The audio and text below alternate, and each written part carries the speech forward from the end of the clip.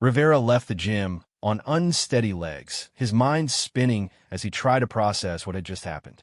The confident officer who had entered 30 minutes earlier was gone, replaced by a man who suddenly understood how little he actually knew about the military world he thought he commanded. Behind him, the gym remained silent for several moments before normal activity gradually resumed. Senior Chief Hayes approached Mitchell, who was still standing where Rivera had left her. "You okay, Mitch?" Mitchell nodded, testing her jaw once more. "Yeah, more surprised than anything else. I faced Taliban fighters with better tactical awareness than that idiot." "Want to call it in?" Hayes asked, knowing the answer but following protocol. "Give me 10 minutes," Mitchell replied. "I want to make sure our story is straight before this gets complicated."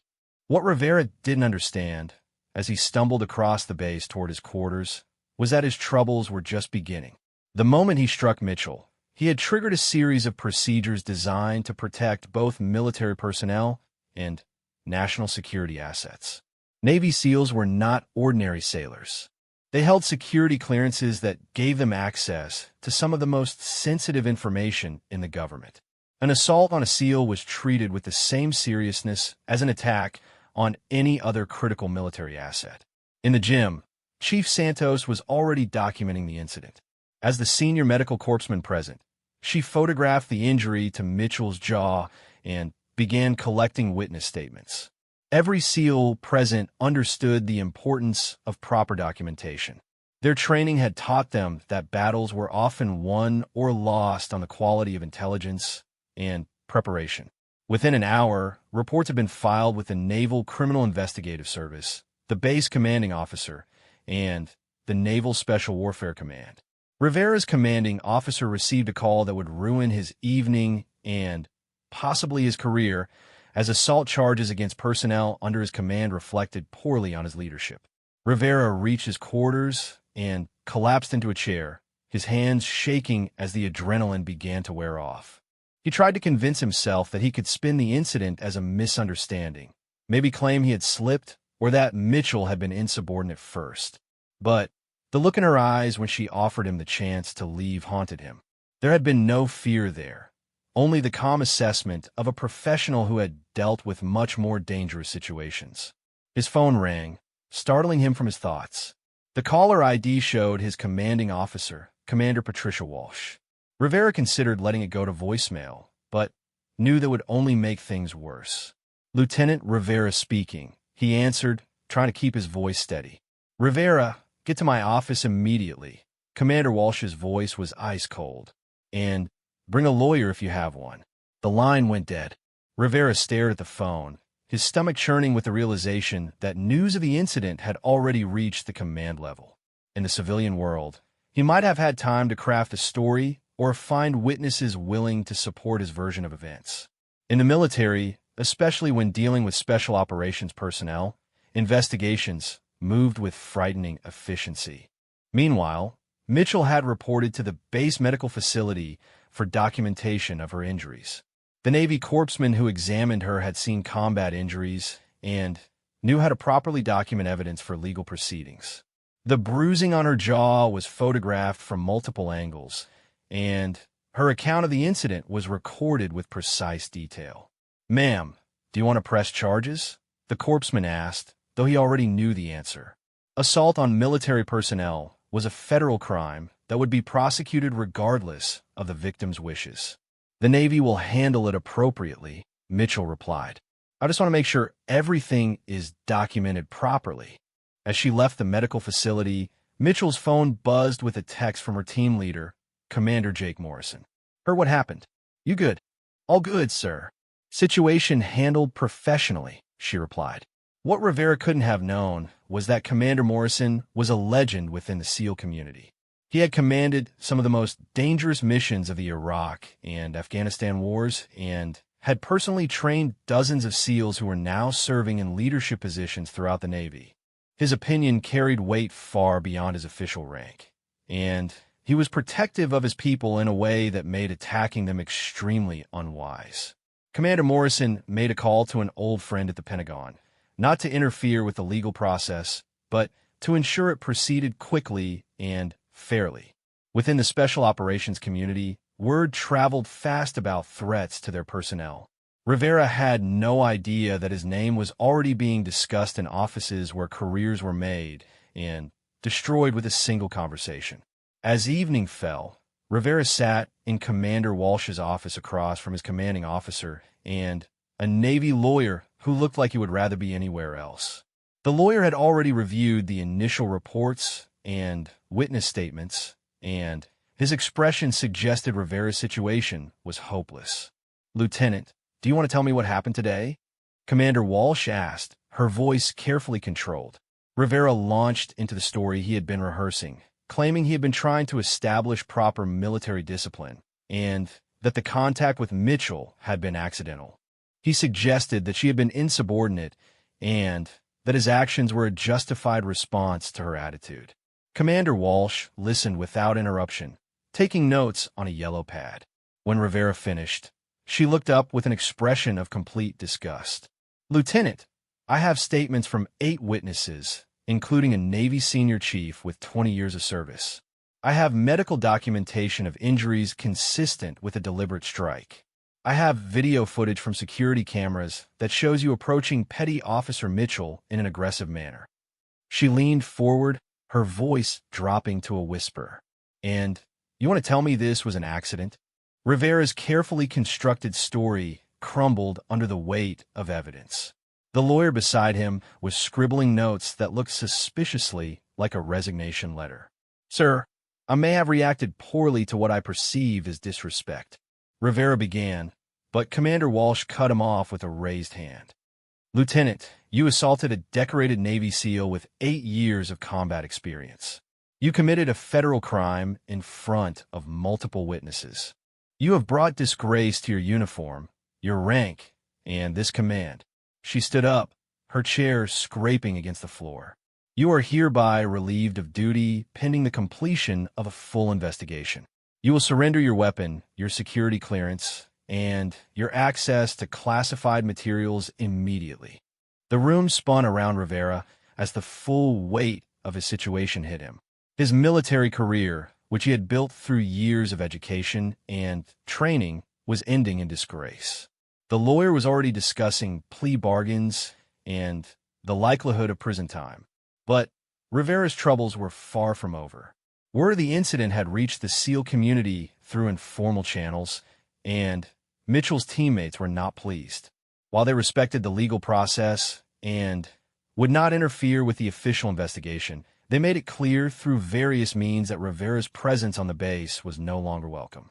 Senior Chief Hayes ensured that Rivera understood the full extent of his mistake during a conversation outside the commissary the next morning.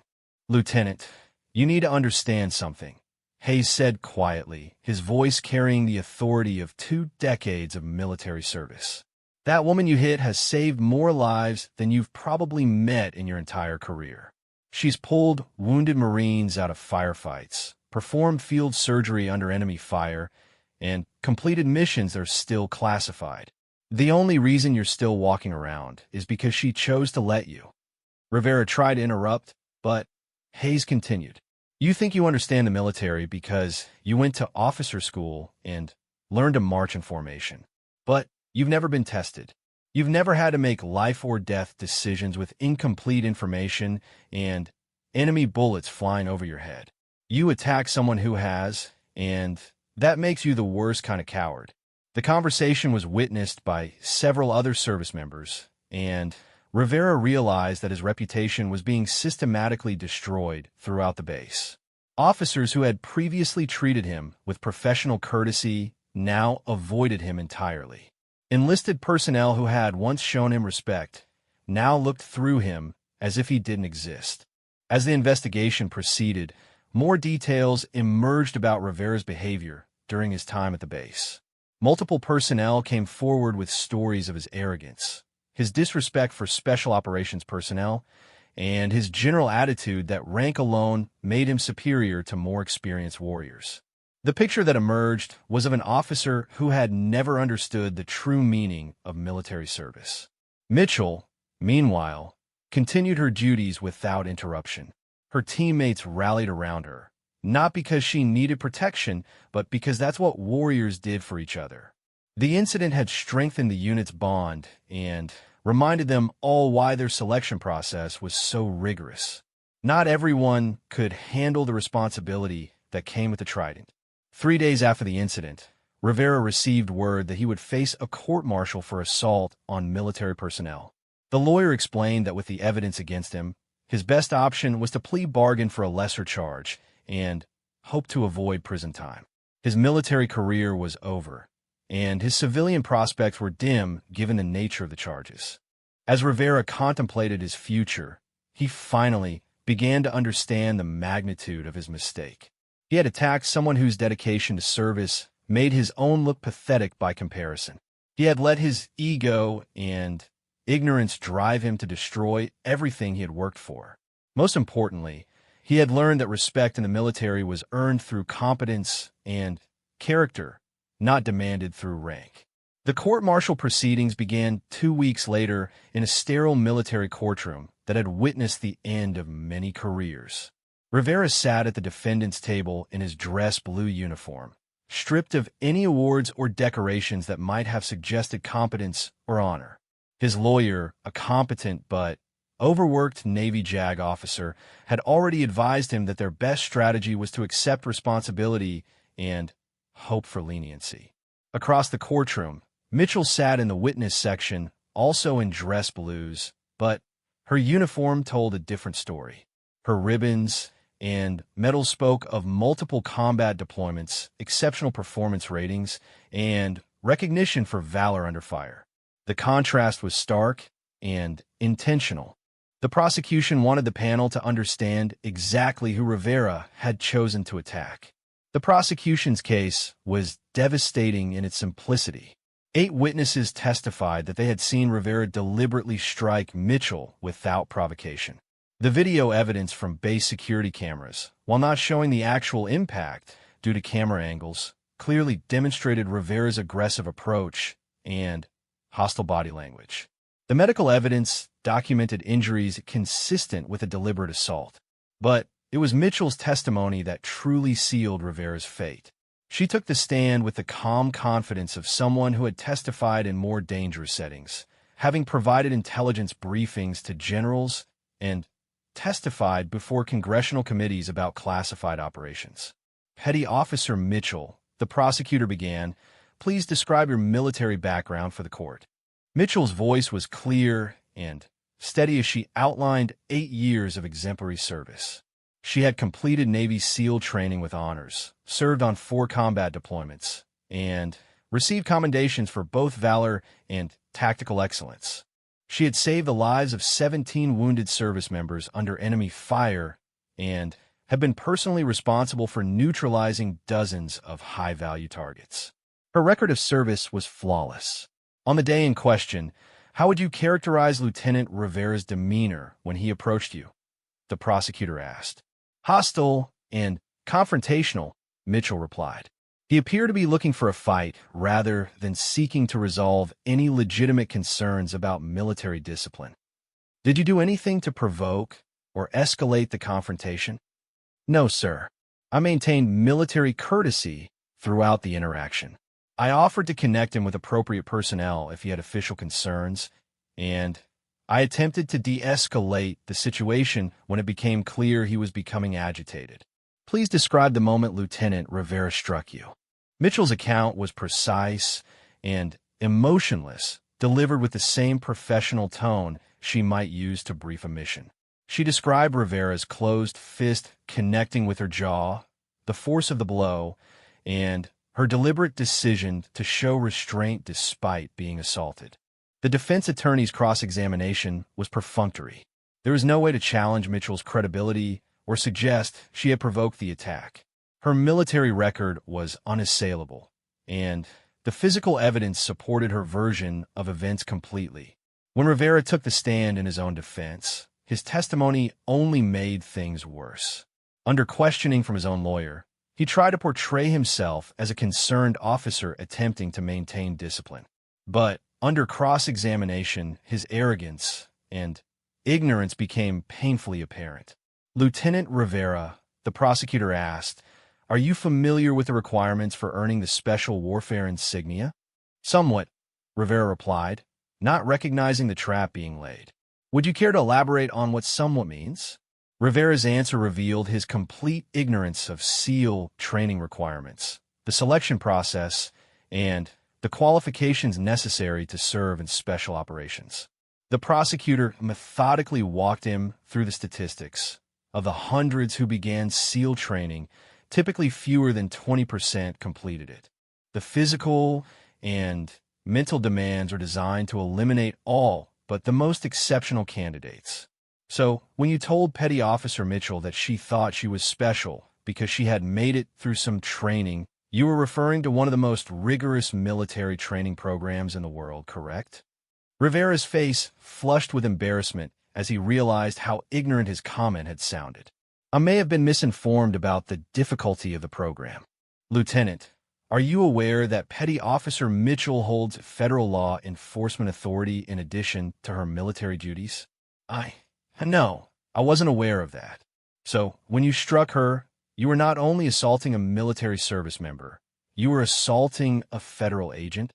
Rivera's lawyer objected, but the damage was done.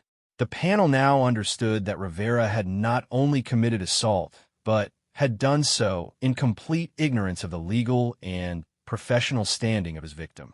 The prosecution's closing argument was a masterpiece of military justice. The prosecutor painted a picture of an arrogant officer who had let his ego override his judgment, resulting in an unprovoked attack on one of the Navy's most elite warriors. He reminded the panel that military discipline was built on mutual respect and competence, not blind obedience to rank.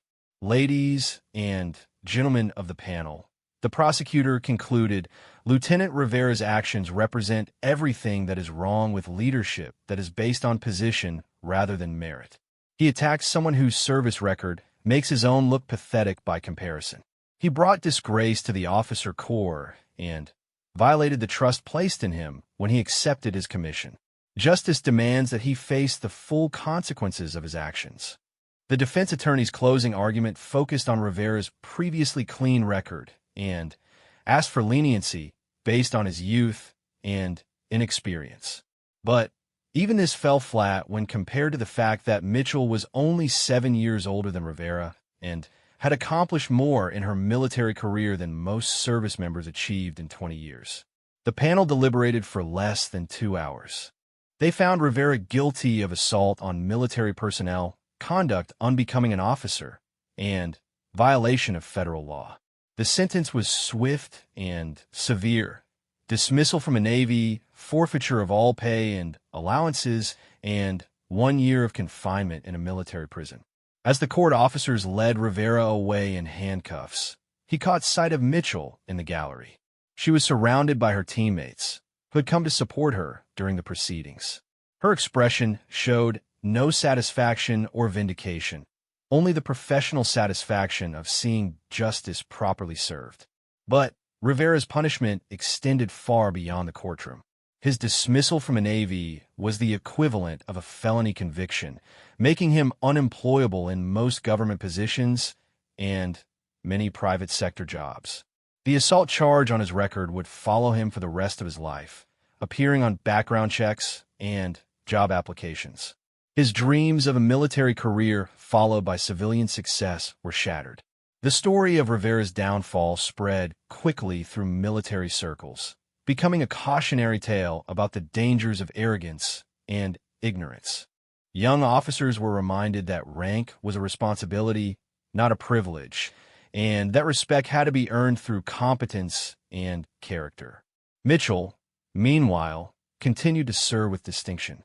6 months after the incident, she was selected for promotion to Chief Petty Officer, a recognition of both her professional excellence and her handling of the difficult situation with Rivera. Her teammates knew that she could have ended the confrontation in the gym much more violently, but had chosen restraint and legal channels instead. A year later, Mitchell was deployed again, this time as the senior enlisted advisor to a Joint Special Operations Task Force. Her experience and judgment had been shaped by hundreds of dangerous missions, and the incident with Rivera had become just one more example of her professionalism under pressure. Rivera served his sentence in the Naval Consolidated Brig, where he had time to reflect on the choices that had brought him there. Fellow prisoners, many of whom were former military personnel themselves, quickly learned of his crime and treated him with the contempt reserved for those who attacked fellow service members without cause. Upon his release, Rivera found himself in a world that had little use for a disgraced former officer. His attempts to find employment were repeatedly frustrated by his criminal record and dismissal from the Navy. The confidence and arrogance that had once defined him were gone, replaced by the bitter knowledge of his own limitations. In quiet moments, Rivera would remember the look in Mitchell's eyes after he had struck her.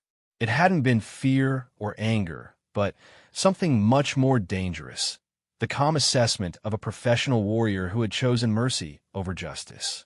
She could have ended his military career in the gym that day with a response that would have been legally justified as self-defense. Instead, she had given him the chance to walk away and face the consequences through proper channels. The incident became part of SEAL team lore, told to new recruits as an example of how to handle difficult situations with professionalism and restraint. Mitchell's response to being assaulted demonstrated the discipline and judgment that made SEALs effective in the most challenging environments. Years later, when asked about the incident during a leadership seminar, Mitchell's response was typically understated. Everyone has a choice in how they handle difficult situations. Lieutenant Rivera made his choice, and I made mine. The difference is that I understood the consequences of my actions before I chose them. The story served as a reminder that in the military, as in life, actions have consequences. Rivera's moment of rage had cost him everything he had worked for, while Mitchell's restraint and professionalism had enhanced a reputation as a leader worth following. In the end, the incident proved what Mitchell had known all along. True strength came not from the ability to inflict violence, but from the wisdom to know when not to use it. The lieutenant had learned, far too late, what a Navy SEAL was truly capable of. It wasn't the capacity for violence that made them dangerous, but their discipline, professionalism, and unwavering commitment to doing the right thing even when provoked. Rivera had faced that capability and been found wanting not as a warrior, but as a human being. The lieutenant hit her in the jaw, then learned what a Navy SEAL is truly capable of. Lieutenant Marcus Rivera had always believed he understood the military hierarchy. Fresh out of officer candidate school, he carried himself with the confidence of someone who had never been truly tested. His crisp uniform and polished boots reflected a man who thought rank alone commanded respect. At 24, he had been assigned to Naval Special Warfare Command as a liaison officer, a position that put him in contact with some of the most elite warriors in the world. But Rivera saw only their casual demeanor and mistook it for lack of discipline. The mistake would cost him everything. Petty Officer First Class Sarah Mitchell had been a Navy SEAL for 8 years. At 31, she possessed the quiet confidence that came from surviving some of the most dangerous missions on Earth. Her slight frame of 5 feet 6 inches often led newcomers to underestimate her, which had become both an advantage and a source of constant frustration. She had earned her trident through the same grueling training as her male counterparts, excelling in areas that broke stronger men. Her expertise in close-quarters combat, advanced marksmanship, and tactical medicine had saved countless lives in Afghanistan and Iraq. The base gym at Naval Amphibious Base at Coronado buzzed with the usual afternoon activity. SEALs maintained their physical readiness with religious dedication, and the weight room served as both training ground and informal meeting space. Mitchell was finishing her workout routine when Rivera entered, his eyes scanning the room with obvious disapproval. Rivera had been watching the SEAL teams for weeks, building resentment over what he perceived as their lack of proper military bearing. They wore civilian clothes off duty, called each other by first names regardless of rank, and seemed to operate outside the rigid structure he had been taught to revere. What he failed to understand was that these warriors had moved beyond superficial displays of respect. They had earned their place through blood, sweat, and an unbreakable commitment to excellence. "Excuse me, petty officer," Rivera called out, his voice carrying across the gym. Mitchell turned, recognizing the voice of the new liaison officer she had met briefly during his arrival briefing. His tone immediately set her on edge. In the SEAL community, respect was earned through competence and character, not demanded through rank. "Yes, sir," Mitchell replied, maintaining professional courtesy despite her instincts warning her of trouble ahead. Rivera approached with deliberate steps, his posture rigid with authority. "I've been observing the conduct of personnel in this unit, and I have serious concerns about the lack of military discipline. You people seem to think the rules don't apply to you." The gym gradually quieted as other SEALs became aware of the confrontation developing. These warriors had an instinct for danger that extended far beyond combat zones. Senior Chief Petty Officer John Hayes, a 20-year veteran with 4 combat deployments, slowly moved closer while maintaining the appearance of continuing his workout. Mitchell kept her voice level and professional. "Sir, could you be more specific about your concerns? We maintain all required standards and exceed most of them." "Don't give me that," Rivera snapped, his face flushing with anger. "I see the way you people dress, the way you address officers, the complete disregard for proper military bearing. You think because you wear that little pin on your chest, you're above the regulations that govern everyone else." The little pin, Rivera dismissed so casually, was the special warfare insignia known as the Trident. It represented completion of basic underwater demolition/SEAL training, one of the most difficult military training programs in the world. Of the hundreds who began the program, only a select few earned the right to wear the Trident. For Rivera to dismiss it so casually revealed his complete ignorance of what it represented. Mitchell's jaw tightened slightly, but her voice remained controlled. "Sir, we follow all applicable regulations. Our uniform standards, physical fitness requirements, and professional conduct meet or exceed Navy standards. If you have specific complaints, I suggest you discuss them with our command structure." "I'm discussing them with you right now," Rivera said, stepping closer until he was uncomfortably near. "And I don't appreciate your attitude. You need to learn some respect for your betters." The word betters hung in the air like a challenge. Around the gym, conversation stopped entirely. Senior Chief Hayes moved even closer, ready to intervene if necessary. Chief Petty Officer Maria Santos, another SEAL who had served alongside Mitchell in combat, positioned herself where she could see the entire interaction. Mitchell took a small step back, creating space while maintaining eye contact. "Sir, I've shown nothing but respect. I've answered your questions professionally and offer to connect you with appropriate personnel if you have official concerns." Rivera interpreted the step backward as weakness rather than tactical positioning. His anger, fed by weeks of perceived slights, and his own insecurities, finally boiled over. "You think you're tough because you made it through some training? You think that makes you special? I think my record speaks for itself, sir," Mitchell replied quietly. What happened next would be replayed in Rivera's mind for years to come. Later, he would claim he meant to grab her shoulder to emphasize his point.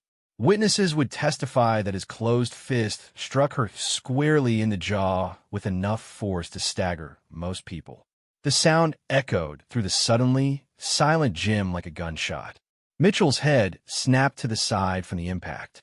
For a moment, the only sound was the hum of air conditioning and the distant noise of traffic outside the base. Rivera stood frozen, his fists still extended, as the reality of what he had done began to sink in. He had just struck a petty officer in front of a room full of witnesses. More importantly, he had just attacked a Navy SEAL who had been showing restraint only out of respect for military discipline. Mitchell slowly turned her head back to face Rivera, working her jaw slightly where his fist had connected. A small trickle of blood appeared at the corner of her mouth. Her eyes, which had been professional and controlled moments before, now held something much more dangerous. The change was subtle, but unmistakable to anyone who understood what they were seeing. Senior Chief Hayes started forward, but Mitchell held up a slight hand gesture that stopped him in his tracks. The communication was wordless, but perfectly clear to her teammate. This was her situation to handle. "Sir," Mitchell said softly, her voice carrying a new quality that made Rivera's stomach drop. "I'm going to give you one opportunity to walk away from this situation before it gets much worse for you." Rivera, still processing what he had done, felt a surge of panic-driven bravado. He was an officer who had just struck an enlisted person. By regulation, she was required to accept his authority. The fact that she was showing no signs of intimidation or submission confused and frightened him more than he wanted to admit. "Are you threatening me, petty officer?" he demanded, his voice cracking slightly. Mitchell wiped the blood from her mouth with the back of her hand, never breaking eye contact. "No, sir. I'm offering you sound tactical advice. You've just assaulted a federal agent during peacetime on a military installation in front of multiple witnesses. Your best course of action is to leave immediately and contact the base legal office to arrange your surrender." The words "federal agent" hit Rivera like cold water. SEALs carried law enforcement authority in addition to their military duties, a fact that had never occurred to him. He had not just struck a subordinate. He had committed a federal crime. Rivera stammered, his mind racing to find some way out of the situation he had created. Mitchell stepped forward, closing the distance Rivera had created with his attack. Her movement was fluid and controlled, like a predator that had decided its prey was no longer a threat. "Sir, you have about 30 seconds before I decide that your continued presence here represents a threat to base security. When that happens, your legal situation becomes much more complicated." Around the gym, the other SEALs remained motionless but alert. They understood the dynamics at play and trusted Mitchell's judgment completely. If she needed assistance, it would be provided instantly and overwhelmingly. If she chose to handle the situation herself, they would ensure no one interfered. Rivera looked around the room, finally, grasping the gravity of his situation. Every face he saw reflected the same cold professionalism. These were not regular sailors who would be intimidated by his rank. These were warriors who had faced enemy fire and emerged victorious. His lieutenant's bars meant nothing here. The 30 seconds Mitchell had given him stretched like an eternity. Rivera's mind raced through scenarios, all of them ending with his career in ruins and possible criminal charges. He had let his ego and ignorance drive him into a situation that would define the rest of his life. "This isn't over," he said finally, backing toward the door. Mitchell's smile was barely visible and completely without warmth. "Sir, this was over the moment you threw that punch. You just don't know it yet."